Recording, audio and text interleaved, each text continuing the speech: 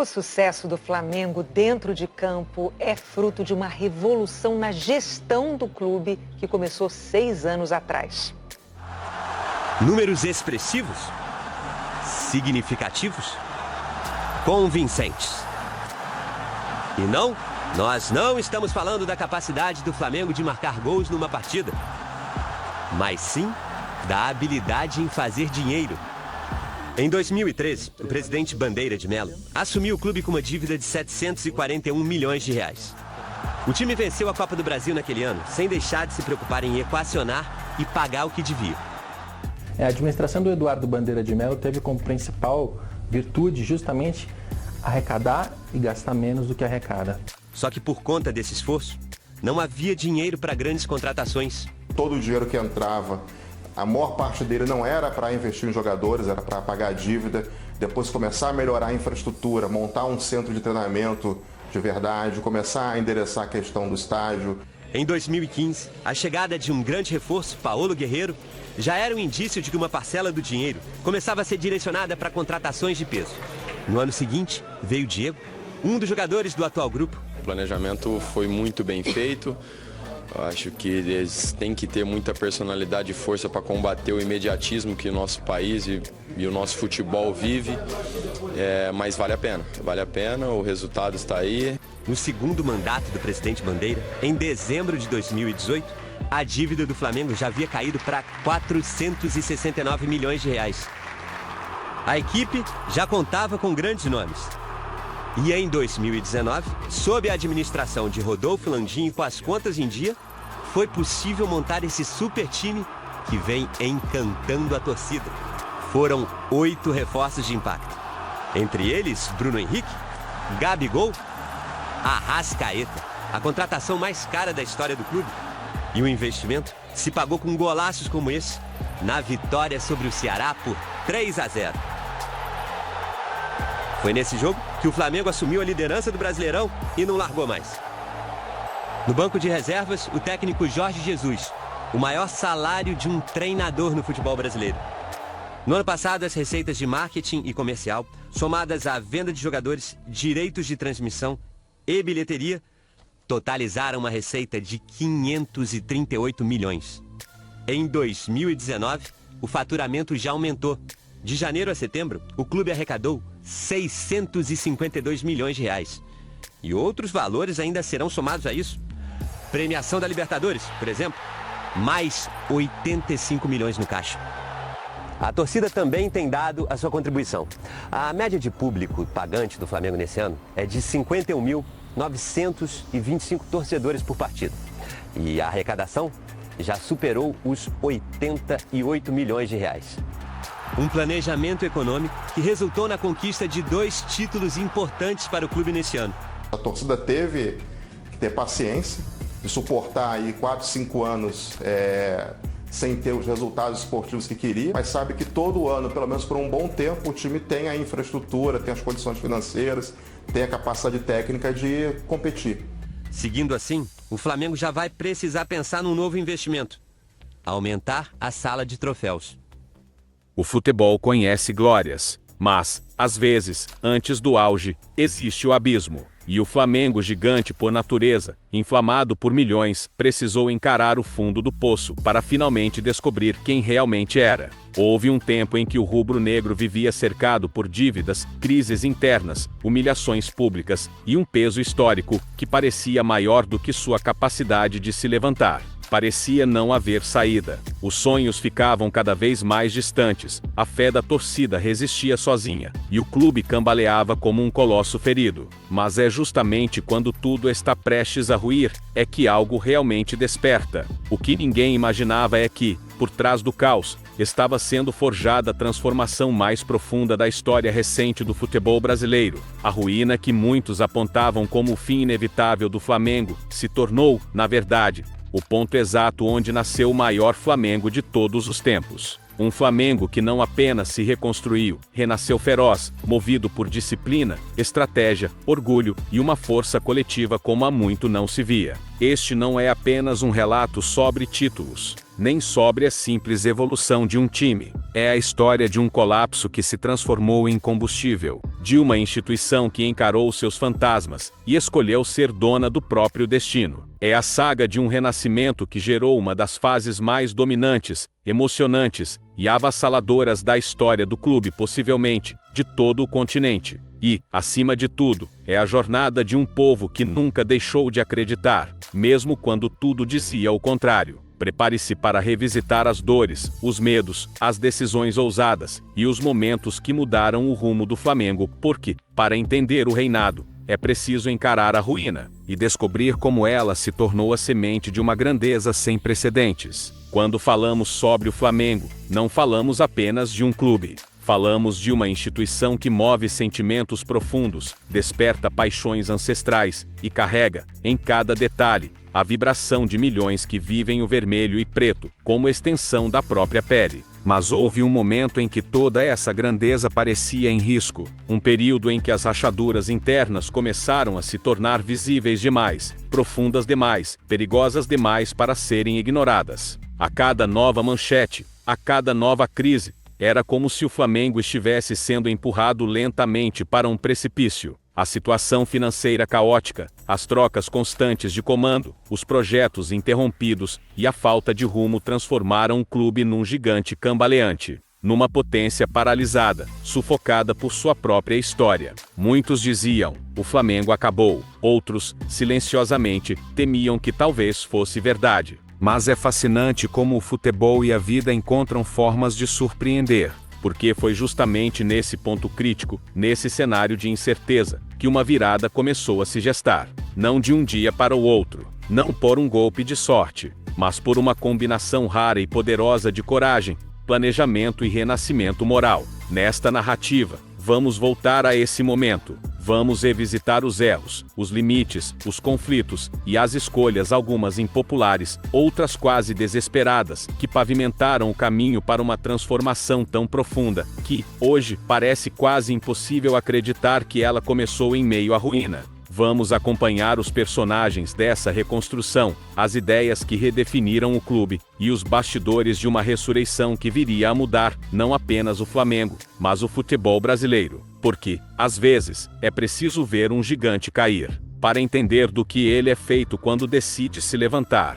O Flamengo, ao longo das décadas, sempre foi reconhecido como um colosso popular, um símbolo nacional, a camisa que mais desperta paixão no Brasil. Mas, no início dos anos 2010, essa grandeza histórica já não era suficiente para esconder as fissuras que cresciam nos bastidores. Era como se o clube estivesse vivendo em duas realidades paralelas. Uma, a do imaginário coletivo, onde o Flamengo era eterno, imbatível, dono de uma legião de fiéis. A outra, a da vida real frágil, desorganizada, endividada e incapaz de corresponder à própria fama. E o contraste entre essas duas realidades se tornava mais doloroso a cada ano. Nos corredores da Gávea, documentos se acumulavam como fantasmas de decisões mal tomadas. Contratos mal estruturados, gastos descontrolados, acordos nebulosos, trocas constantes de treinadores, departamentos que funcionavam à base de improviso, tudo isso formava um labirinto que parecia impossível de decifrar.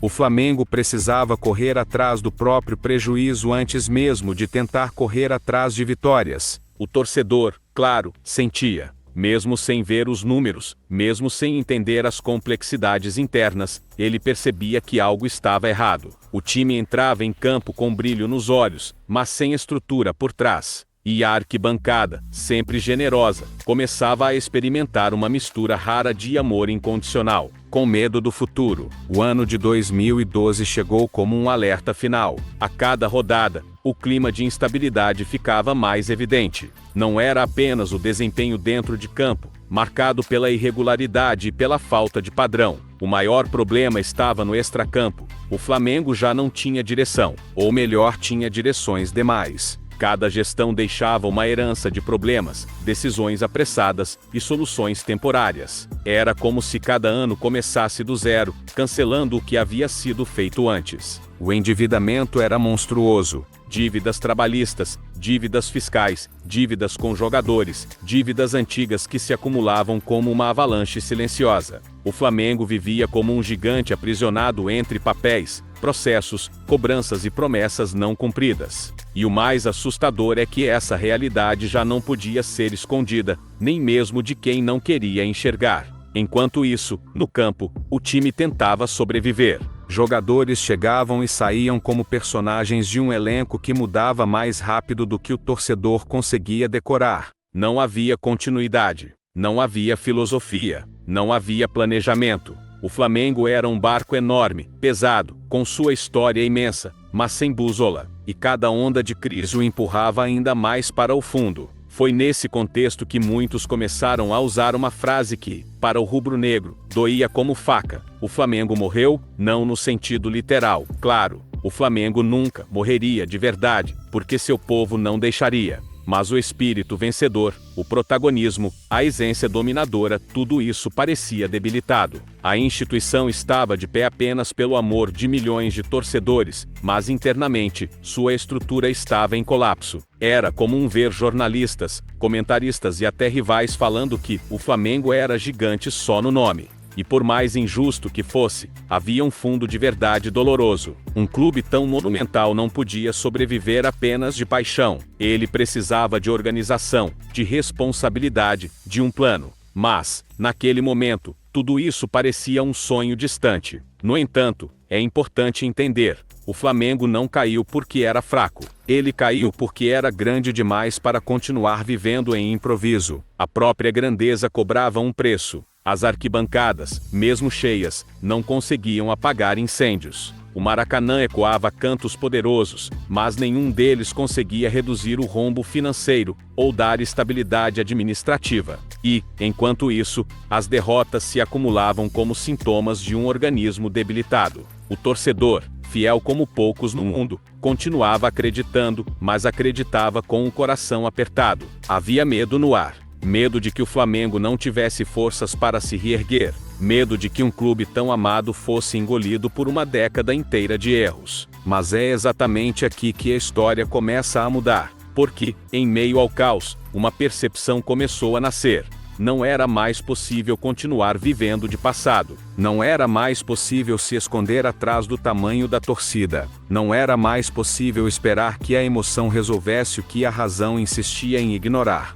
Foi nesse momento, nesse fundo do poço emocional e institucional, que um outro Flamengo começou a ser imaginado. Ainda invisível, ainda frágil, ainda tímido, mas real. Uma faísca silenciosa, quase imperceptível, que nasceria de uma ideia simples e radical. Para voltar a ser gigante, o Flamengo precisa primeiro aprender a ser sério. E esse pensamento aparentemente óbvio, mas quase revolucionário dentro do futebol brasileiro, seria o início de tudo. O início da reconstrução, o início da virada. O primeiro passo de um processo que levaria o clube, anos depois, ao topo do continente e ao coração de uma nova geração de torcedores. Mas naquele instante, em 2012, nada disso era visível. A tempestade ainda estava no auge. O gigante ainda cambaleava, e a maior transformação da história rubro-negra estava prestes a nascer, justamente do caos que quase destruiu tudo. Se existe um momento na história do Flamengo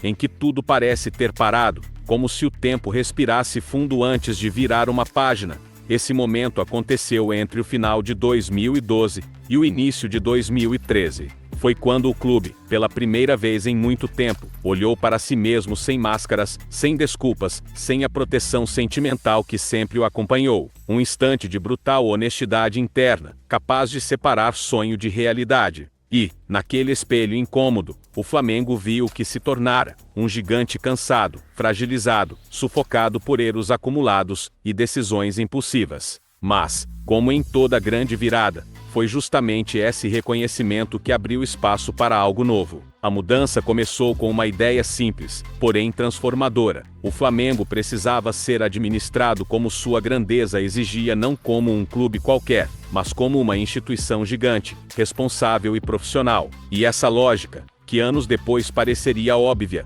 na época era quase um choque cultural. Foi então que surgiu um grupo de pessoas dispostas a enfrentar o impossível, reorganizar o Flamengo, a partir de dentro, com planejamento, austeridade e coragem para tomar decisões impopulares. Uma equipe que decidiu reescrever o destino do clube mesmo sabendo que, nos primeiros anos, os resultados poderiam ser dolorosos demais para quem só vê o futebol pela emoção da arquibancada. Eduardo Bandeira de Melo tornou-se o rosto dessa transição, não por ser um salvador, não por ser um herói, mas por representar uma nova filosofia de gestão, técnica, profissional, guiada por números e não por impulsos. Junto com um grupo de dirigentes e profissionais especializados, ele começou a montar um projeto que, na essência, era um pacto. O Flamengo sofreria agora para voltar a brilhar depois. E esse conceito, tão simples de explicar, seria extremamente difícil de executar. As dívidas, antes empurradas para o futuro, agora seriam enfrentadas. Os contratos inflados, antes ignorados, agora seriam revistos. As promessas vazias, antes comuns, agora seriam abolidas. O Flamengo precisava se reeducar. Precisava reaprender a ser clube. Precisava, acima de tudo, ser responsável. E responsabilidade, no futebol, costuma cobrar um preço emocional alto. A torcida, acostumada a grandes sonhos, precisaria aceitar anos de reconstrução silenciosa. Os rivais, acostumados a ver o Flamengo tropeçar, tentariam transformar cada derrota em prova de fracasso. A imprensa, muitas vezes impaciente, colocaria em dúvida a capacidade do projeto. E internamente, velhos hábitos tentariam resistir com todas as forças. A reconstrução do Flamengo não foi apenas financeira. Foi cultural, foi moral, foi filosófica. Logo nos primeiros meses, começaram a surgir medidas duríssimas. O clube passou a dizer mais não do que sim.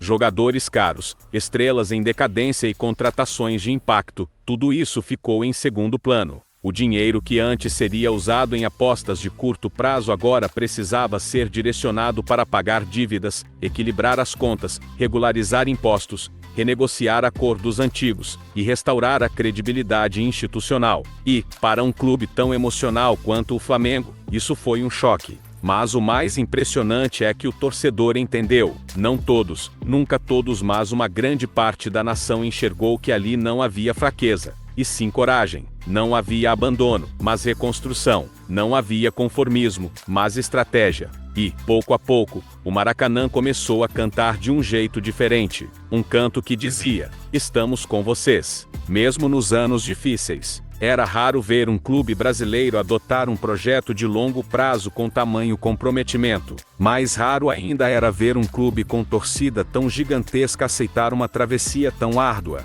Mas o Flamengo, como sempre, foi exceção. Enquanto os resultados dentro de campo oscilavam, algo muito maior acontecia nos bastidores. As contas começavam a fechar. Os acordos fiscais começavam a ser normalizados. A credibilidade antes em ruínas começava a ser recuperada. E, com isso, portas que há anos estavam fechadas, voltaram a se abrir. O Flamengo deixava de ser um clube visto como problema e passava a ser visto como possibilidade. Fornecedores voltavam a confiar. Empresas voltavam a conversar. Jogadores começavam a enxergar o Flamengo como destino, não como risco. Era uma transformação silenciosa, mas gigantesca. O clube estava mudando e mudando de verdade. É claro que nenhum processo dessa magnitude acontece sem conflitos. Internamente, debates eram intensos. Externamente, a pressão era enorme. Cada derrota era usada como munição por quem dizia que planejamento não ganha jogo. Cada contratação modesta era vista como prova de que o Flamengo havia perdido o brilho. Mas quem estava à frente do projeto sabia: o brilho voltaria e voltaria mais forte do que nunca. Só não era a hora ainda. A verdade é que, naquele momento, algo essencial estava acontecendo com o Flamengo. O clube estava redescobrindo sua identidade. Deixava de ser refém do próprio peso histórico e passava a ser dono do próprio futuro. E enquanto isso, em silêncio, uma semente era plantada, a ideia de que, um dia, o Flamengo não seria apenas gigante pela torcida, mas gigante pela organização, pela responsabilidade, pela eficiência, gigante por natureza e por estrutura. A reconstrução estava em andamento. E embora pouca gente conseguisse enxergar, algo extraordinário estava prestes a nascer. Porque, quando um gigante decide mudar, ele não volta igual, ele volta maior. O Flamengo estava sofrendo agora, para renascer depois. E o renascimento, como todo milagre esportivo, estava mais perto do que qualquer um poderia imaginar. Se a mudança do Flamengo começou como uma decisão corajosa, a travessia que veio logo depois foi um teste de fogo. Nenhuma reconstrução verdadeira acontece sem dor e o Flamengo, entre 2013 e 2017, aprenderia isso da forma mais intensa possível. Foram anos de escolhas difíceis, renúncias profundas, críticas pesadas e uma sensação constante de estar construindo algo grande, mas que ninguém ainda conseguia ver. Era como erguer um castelo em meio a uma tempestade. Cada tijolo colocava o clube mais perto do futuro, mas o vento da pressão insistia em tentar derrubá-lo. E essa tempestade tinha nome: impaciência. A torcida do Flamengo, apaixonada, gigante e visceral, sempre desejou o topo. Sempre sonhou alto, sempre esperou que qualquer novo ciclo começasse com títulos imediatos. Mas a nova realidade exigia outra postura. A diretoria precisava segurar impulsos, controlar desejos e explicar o inexplicável,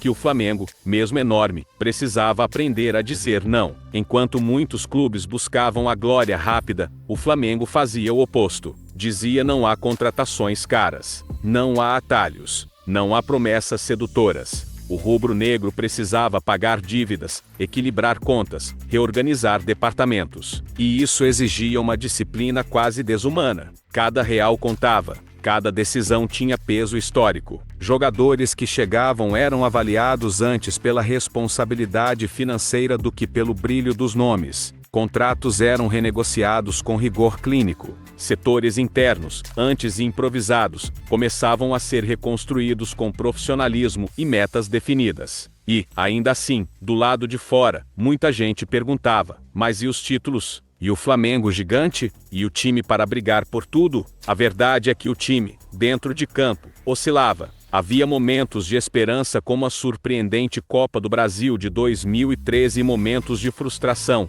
marcados por eliminações, derrotas e campanhas irregulares. O torcedor sofria, e sofria muito. Via clubes menores conquistarem o que o Flamengo parecia incapaz de alcançar. Mas o que poucos percebiam é que, nos bastidores, algo monumental estava sendo erguido. Cada dívida renegociada era uma peça do alicerce. Cada contrato responsável era uma coluna. Cada decisão consciente era uma viga estrutural de um futuro que viria inevitável, imbatível, arrebatador. O Flamengo estava deixando de ser um gigante emocional, para se tornar um gigante institucional. E esse processo exigiu coragem. Coragem para frustrar expectativas. Coragem para resistir às pressões. Coragem para continuar quando o caminho parecia impossível. A diretoria enfrentou críticas de todos os lados. Alguns torcedores chamavam o projeto de frio, covarde, pequeno. Rivais ironizavam, dizendo que o Flamengo havia aceitado a mediocridade.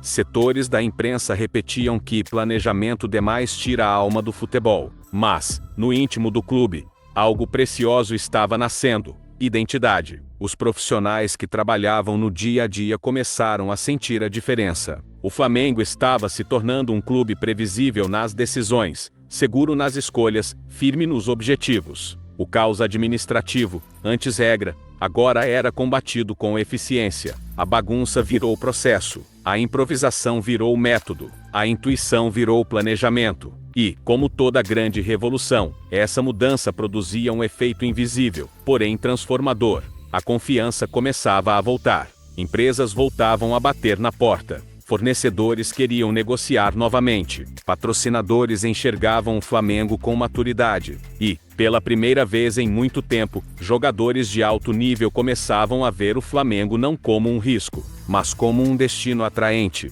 A travessia ainda era dolorosa, mas o terreno finalmente ficava firme. E, enquanto isso tudo acontecia nos bastidores, nas arquibancadas um sentimento novo surgia. A nação começava a perceber que algo maior estava em construção. O torcedor, mesmo frustrado com resultados esporádicos, via um Flamengo diferente, um Flamengo com seriedade, um Flamengo que parecia finalmente saber aonde queria chegar. O canto mudava, a ansiedade diminuía. A esperança ganhava forma concreta. Os anos de sacrifício moldaram uma nova mentalidade dentro do clube. uma mentalidade que dizia: não somos mais reféns do improviso, não vamos mais pagar por erros do passado, vamos crescer do jeito certo, custe o que custar. E custou. Custou derrotas, custou críticas, custou paciência, custou anos de travessia, mas essa travessia estabeleceu as bases do maior Flamengo que o mundo iria ver. Ao final de 2017, o clube já não era o mesmo, as dívidas estavam controladas, as contas estavam equilibradas, o orçamento crescia, a credibilidade era enorme. E a estrutura, antes frágil, agora era sólida como aço. O Flamengo tinha deixado de sobreviver para começar a viver. Estava pronto para algo maior. Pronto para voos que, até então, eram apenas sonhos distantes. A travessia da dor chegava ao fim. E, logo à frente, no horizonte, surgia uma promessa que mudaria tudo. O Flamengo finalmente estava pronto para ser gigante não só na paixão, mas também no futebol. E o mundo, sem saber, estava prestes a testemunhar a maior ascensão de um clube brasileiro no século. A travessia estava feita, a dor suportada, o caos domado. O Flamengo chegava ao final de 2018 como um clube sólido, equilibrado, respeitado e, acima de tudo, preparado. As bases estavam firmes, mas faltava algo essencial: transformar solidez institucional em grandeza esportiva. Faltava transformar estrutura em troféus. Faltava transformar planejamento em glória. E o Flamengo estava pronto para isso. Pronto como nunca. Pronto como ninguém. Pronto como o Brasil não via há décadas. Mas o que aconteceria a seguir não seria apenas uma boa fase, nem um bom time. O que estava prestes a nascer era o maior Flamengo da era moderna. Um Flamengo que deixaria de correr atrás do passado e passaria a escrever um novo futuro. Um Flamengo que não seria mais espectador, mas protagonista. Um Flamengo que deixaria de sonhar com títulos e começaria a conquistá-los com voracidade histórica. A virada começou de forma simbólica, mas gigantesca: a contratação de Jorge Jesus, em 2019. O técnico português não foi apenas uma escolha ousada. Ele foi a personificação de uma nova mentalidade. Um treinador estrangeiro, vitorioso e exigente, contratado por um clube brasileiro que finalmente tinha estrutura, dinheiro e ambição para pensar grande, muito grande. Quando Jesus chegou, trouxe consigo algo que o Flamengo aguardava há anos: uma obsessão por vitória. Não por acaso. Não por acaso, não por acaso. Vitória como padrão, vitória como obrigação, vitória como identidade. E, unido à estrutura que vinha sendo construída desde 2013, o encontro foi explosivo. Ao redor dele, o Flamengo montou um elenco que, pela primeira vez em muito tempo, parecia tão grande quanto sua torcida. Não eram mais contratações desesperadas, mas reforços escolhidos com critérios claros, jogadores de altíssimo nível, atletas preparados para vestir a camisa mais pesada do país. Arrascaeta, Gerson, Bruno Henrique, Felipe Luiz, Rafinha, Pablo Mari. Cada chegada era como encaixar uma peça de uma máquina projetada para ser irresistível. E o campo, que por anos refletiu o caos, agora refletia domínio. Um domínio que, em questão de semanas, se tornaria assustador. O Flamengo passou a jogar como um gigante que amassava seus rivais. Utilizava linhas altas, intensidade absurda, posse de bola agressiva, pressão sufocante. Os adversários não enfrentavam apenas um time, enfrentavam um fenômeno. O Maracanã voltava a pulsar como nas melhores eras. A nação, que esperou pacientemente a reconstrução, agora colhia o que plantou. Cada jogo parecia uma celebração, cada vitória, um lembrete. O Flamengo estava de volta. Não, o Flamengo estava maior do que nunca. A virada teve ápice e todos sabem qual foi. Um dia que entrou para a história do futebol mundial. Um jogo que definiria toda essa nova era. A final da Libertadores de 2019, contra o River Plate. Foram 88 minutos de angústia, 88 minutos de dúvidas, 88 minutos em que o passado parecia querer puxar o Flamengo de volta para a frustração. Mas o Flamengo não era mais aquele clube inseguro, instável, frágil do início da década. O Flamengo era agora um gigante consciente da própria força, um gigante que sabia sofrer, um gigante que sabia se levantar. E então, em 2 minutos que reescreveram a história, veio a explosão. Gabigol, 2 gols que mudaram tudo. 2 gols que selaram a virada mais simbólica da história moderna do clube. O Flamengo não desistiu porque o Flamengo de 2019 carregava um peso que ia muito além de uma final. Ele carregava anos de reconstrução, anos de sacrifícios, anos de planejamento, anos de disciplina. Era como se, naquele dia, toda a dor da travessia fosse devolvida em forma de glória. E a América, novamente, se pintava de vermelho e preto. A partir dali, o Flamengo não apenas conquistou títulos, ele redefiniu o patamar do futebol brasileiro. O clube passou a ser visto como referência, a gestão como modelo, o elenco como o mais temido do continente, o time como um espetáculo à parte. E essa era não ficou restrita a 2019. Ela continuou em 2020 com mais títulos, mais finais, mais domínio. Continuou mesmo com troca de treinadores, provando que o Flamengo agora era maior que seus técnicos. Continuou com elencos poderosos, reforços importantes, disputas frequentes de campeonatos continentais. O Flamengo havia subido um degrau que não era apenas esportivo, era institucional. Não era apenas emocional, era estrutural.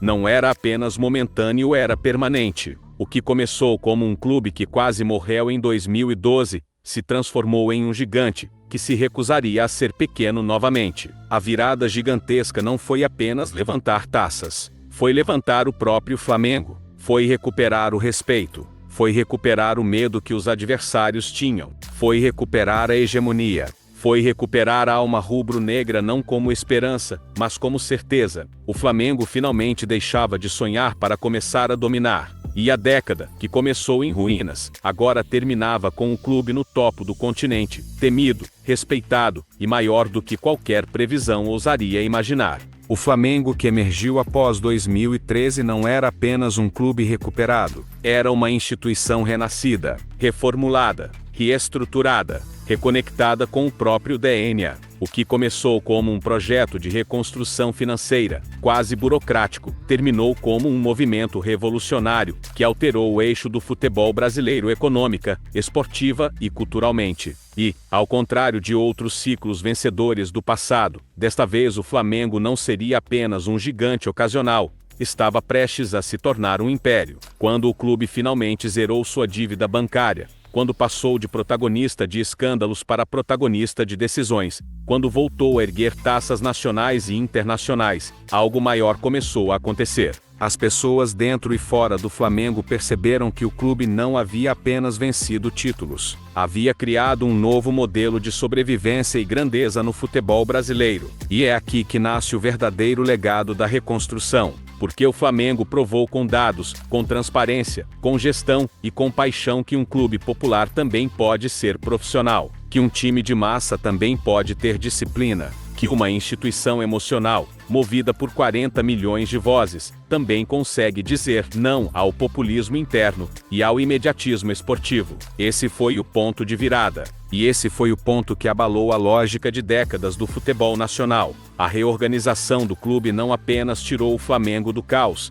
ela expôs o caos dos outros. Enquanto o rubro-negro saneava dívidas, modernizava departamentos, atualizava métodos de treino, reformulava categorias de base, ampliava seu alcance digital e criava um ambiente de alta performance, outros clubes começaram a olhar com desespero para suas próprias estruturas arcaicas. A reconstrução do Flamengo virou um espelho incômodo. O futebol brasileiro, até então acostumado à improvisação, passou a ver resultados concretos de profissionalismo. Passou a ver estádios lotados com regularidade inédita. Passou a ver um clube usando data science para melhorar rendimento, tecnologia para captar talentos, fisiologia de ponta para reduzir lesões, e um dos maiores departamentos de marketing esportivo da América Latina, transformando paixão em receita. O Flamengo colocou o país diante de uma pergunta existencial: é possível competir com isso sem mudar? A resposta, para muitos, foi não. E então começou um movimento silencioso, quase um efeito dominó. Clubes antes existentes a mudanças começaram a adotar práticas de governança, controle financeiro, auditorias e estruturas mais próximas das que o Flamengo havia implementado. A Liga Forte Futebol, o debate sobre SAFs, os novos modelos de gestão.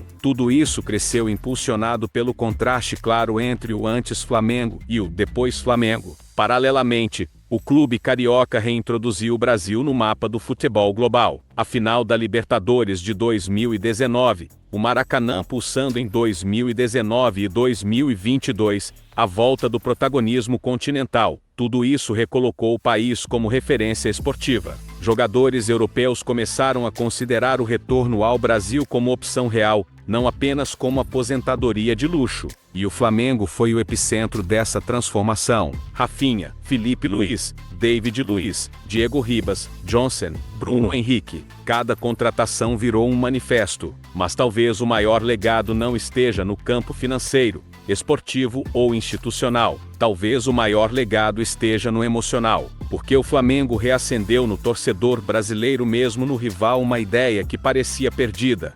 A ideia de grandeza, de que o futebol do país ainda podia produzir times espetaculares, dominantes, avassaladores. De que ainda podíamos, sim, competir com o mundo. De que o Brasil, apesar da crise, ainda tinha dentro de si a capacidade de criar algo monumental. O Flamengo virou o símbolo dessa possibilidade. Um lembrete de que o impossível não é definitivo. Um aviso de que a queda pode ser apenas o prelúdio da maior ascensão. E quando se fala em legado, fala-se também em impacto social. O clube ampliou projetos comunitários, fortaleceu o trabalho em divisões de base, investiu em inclusão digital, abriu espaço para o marketing social e transformou seu alcance em ações concretas nas periferias, onde o vermelho e o preto não são apenas cores, mas identidade, pertencimento, território emocional. Dentro do clube, o ambiente mudou. Jogadores passaram a entender que vestir o manto rubro-negro não era apenas participar de um time,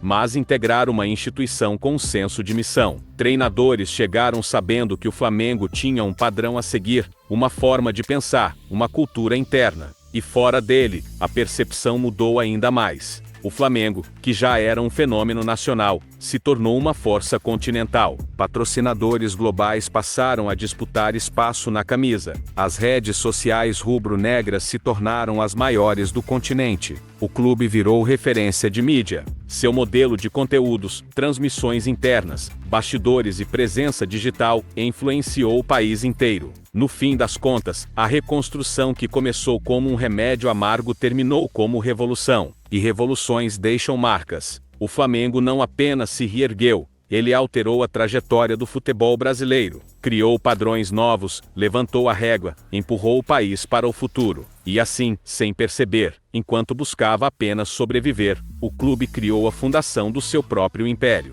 No fim, quando se olha para a jornada do Flamengo da ruína à reconstrução, da reconstrução ao reinado, percebe-se que não se trata apenas de futebol. Trata-se de identidade, trata-se de pertencimento, trata-se de um povo inteiro que encontrou, no clube, não apenas um time para torcer, mas uma forma de existir. A tragédia de 2012 poderia ter sido o fim, poderia ter consumido tudo: história, esperança, futuro. Mas o Flamengo escolheu outro caminho. Escolheu a disciplina, a coragem, o sacrifício. E o mais impressionante, escolheu isso mesmo sabendo que levaria anos, talvez uma década, para colher qualquer fruto. Foi um ato de fé raro, silencioso, ousado. E essa fé, alimentada por milhões de vozes, transformou o impossível em destino. Hoje, olhando para trás, a ascensão rubro-negra parece inevitável. Mas não foi. Foi construída, tijolo por tijolo, decisão por decisão, cicatriz por cicatriz.